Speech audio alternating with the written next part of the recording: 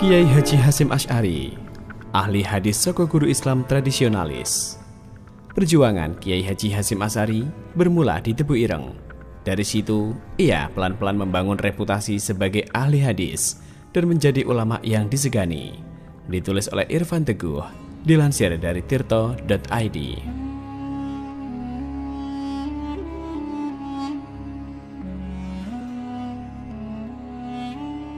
Hasyim Asy'ari lahir pada 14 Februari 1871. Setelah belajar di sejumlah pesantren di Jawa dan Madura, ia melanjutkan belajar di Makkah.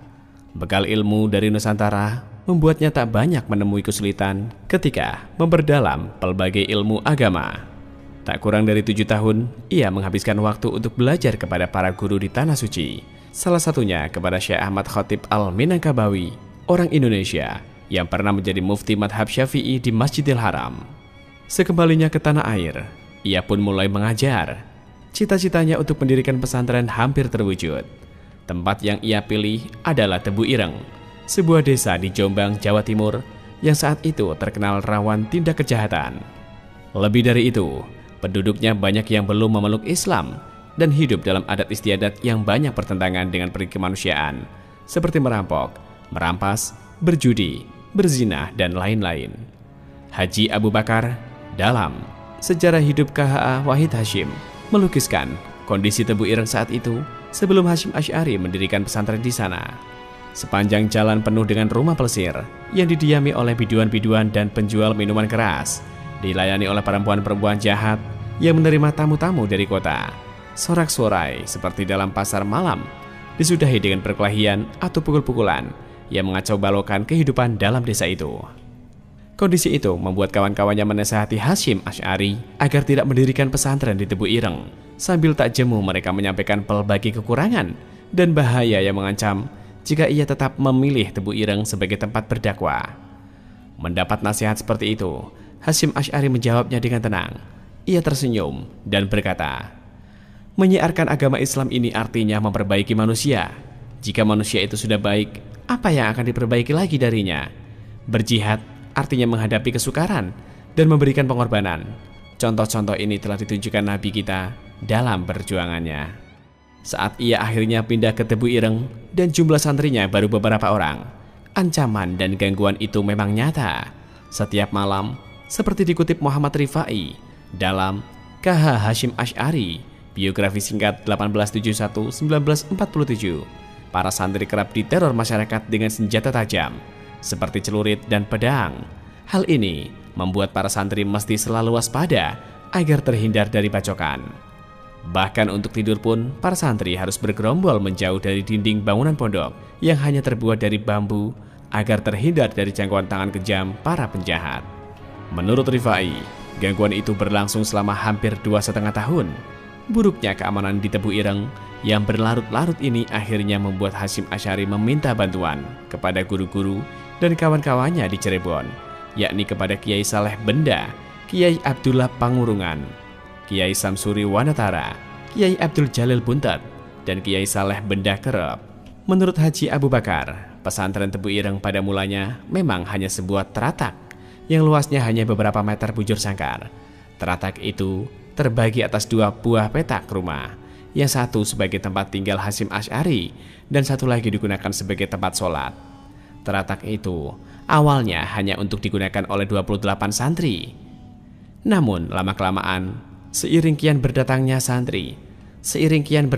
santri, teratak-teratak itu pun semakin bertambah. Situasi keamanan pun perlahan mulai dapat diatasi. Dari hari ke hari, pesantren Tebu Ireng pun semakin besar. Para santri tak hanya datang dari Jawa Timur, melainkan dari berbagai daerah lainnya di Nusantara.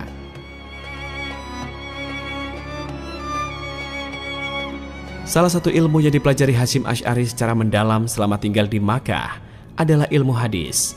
Ia diantaranya mempelajari 6 kumpulan hadis dari perawi terbesar menurut anggapan ulama, yaitu Al-Bukhari, Muslim, Ibnu Majah, Abu Daud, At-Tirmidzi, dan An-Nasai. Dan di antara yang 6 itu, ia paling berminat pada kumpulan Al-Bukhari dan Muslim. Hasyim Asy'ari belajar hadis kepada Kiai Mahfud Termas, ulama di Mekah yang sangat dihormati.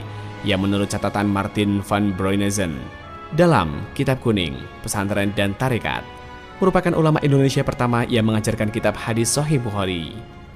Murid kesayangannya, Hasyim Asy'ari, membawa tradisi ini ke Indonesia, di mana pesantrennya, Tebu Ireng Jombang, menjadi pondok hadis paling terkenal. Kiai Haji Saifuddin Zuhri, mantan Menteri Agama, menulis kisah pengajaran hadis oleh Hasyim Asy'ari di pesantren Tebu Ireng setiap bulan Ramadan dalam Guruku Orang-orang dari Pesantren. Menurutnya, setiap bulan puasa, kiai-kiai dari luar daerah datang berduyun-duyun ke pesantren Tebu Ireng untuk mondok dan belajar hadis, terutama hadis Al-Bukhari, kepada pimpinan pondok tersebut. Mereka yang pernah melihat sendiri cara Hasyim membaca Al-Bukhari mengatakan, Hadratus Syekh sejatinya telah hafal seluruh isi kitab yang terkenal itu. Mereka sangat puas atas pengajarannya, juga dapat menghabiskan bulan puasa bersama ulama terkenal. Bahkan, salah satu guru Hasyim Asy'ari, yakni Kiai Khalil Bangkalan, menyempatkan diri untuk belajar hadis kepada muridnya tersebut.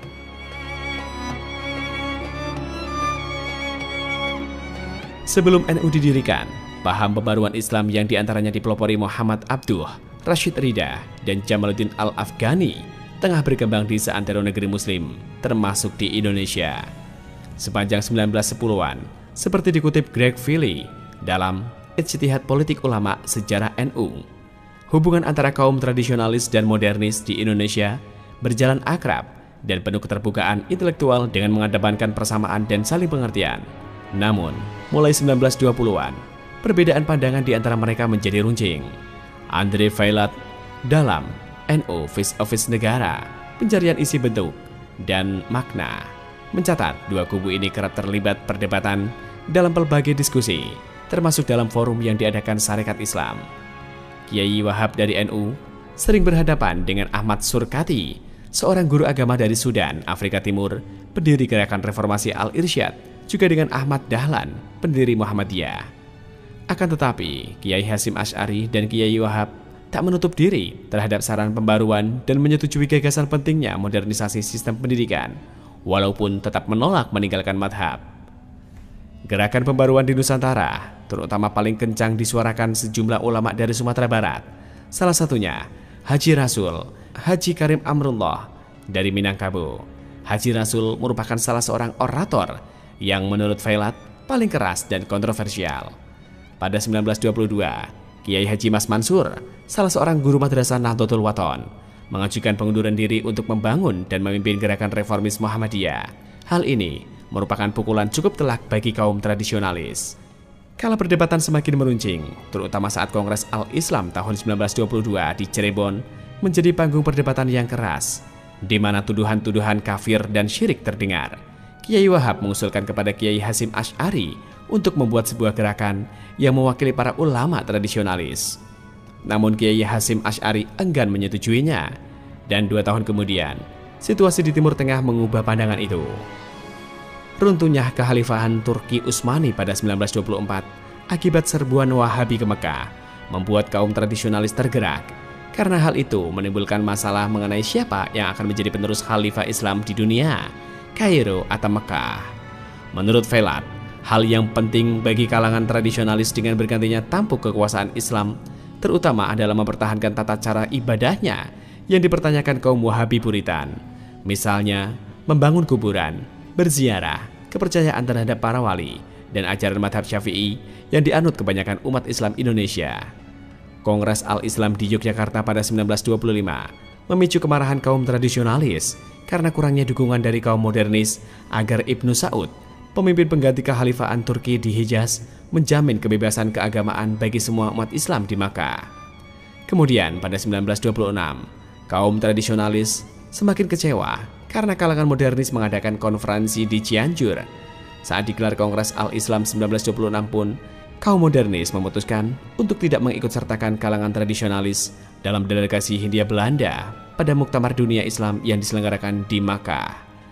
Situasi yang kian terpolarisasi ini membuat Kiai Wahab atas persetujuan Kiai Hasyim Asy'ari mengundang para ulama terkemuka dari kalangan tradisionalis ke Surabaya. Tujuan jangka pendek dari pertemuan itu adalah membentuk Komite Hijaz, yakni komite tersendiri yang akan mengutus wakil kaum tradisionalis ke Mekah untuk melindungi kepentingan mereka. Dalam pertemuan itu juga, kemudian diputuskan untuk mendirikan sebuah organisasi yang bernama Nahdlatul Ulama sebagai representasi Islam tradisionalis di Indonesia.